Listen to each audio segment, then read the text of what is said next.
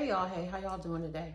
So I'm generally talking about, how you get prepared for a doctor visit, your co-pays, and, how to prepare for your doctor visits, questions to ask your provider. So what happens if you've done you've done all those things, you got your questions ready when you go in to see your doctor, um, you paid your co-pay, and now the insurance is processing that claim and you're getting a bill and you don't understand, well, I don't understand. I paid my copay.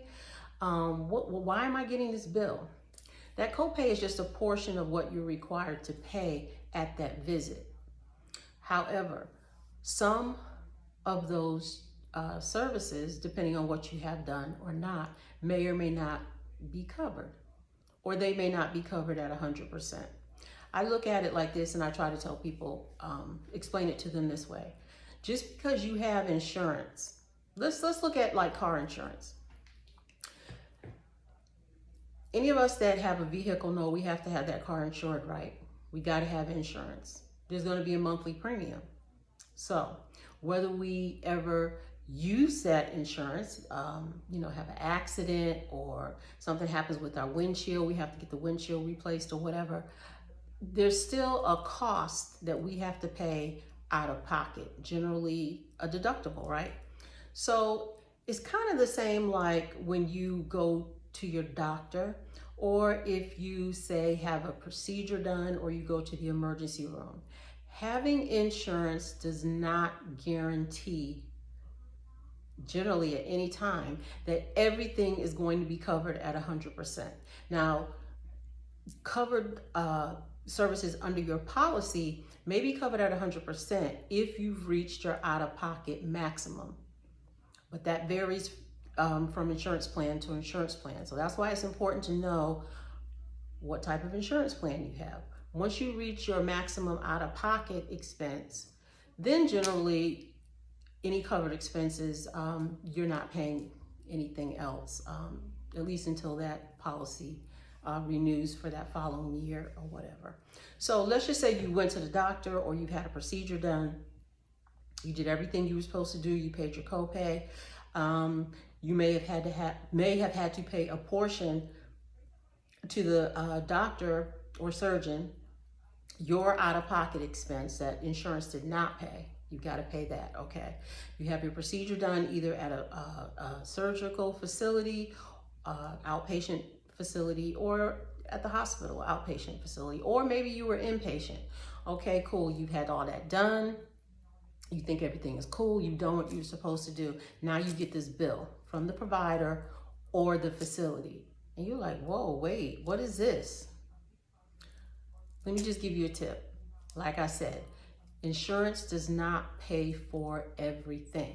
However, when you get that bill in the mail, you're like, oh my God, what is this? I owe $5,000. What in the world?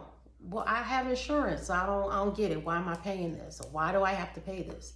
First of all, just because you get that bill initially, that doesn't mean that that's what you're required to pay at that time. A lot of times, doctors and facilities will send you a bill. You have to kind of read the fine print. Sometimes it will say on there, this is not a bill. So don't freak out yet. That's just showing you what your out-of-pocket expense may be, but the charges may have not been submitted to your insurance carrier first for payment. So make sure that it's gone to the insurance carrier first. They've paid what they're supposed to pay before you pay anything. Now, if it's gone to the insurance carrier and they paid their portion, and I don't know, let's just say out of that $5,000, I don't know, you're responsible for $1,000. If you still think that that amount is incorrect or it's too much, you can always request an itemized bill to see exactly what you're being charged for. But if everything has been paid in accordance with your insurance plan, and you just may be responsible for that $1,000 out of pocket, don't freak out about it. Insurance just doesn't cover anything, and a lot of times you will be responsible to pay something. But if you can't pay that full amount at one time, most hospitals or facilities or doctors that I'm aware of they'll work with you. You can pay with a payment plan, something that's comfortable for you a month, or don't ever be ashamed to ask if the hospital, the facility, if they offer financial assistance. Most hospital systems do. You may be eligible for that.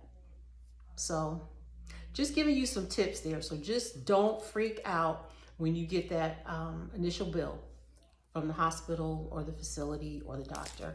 Make sure that the claim has been processed first by your insurance company and they've paid everything they're supposed to pay.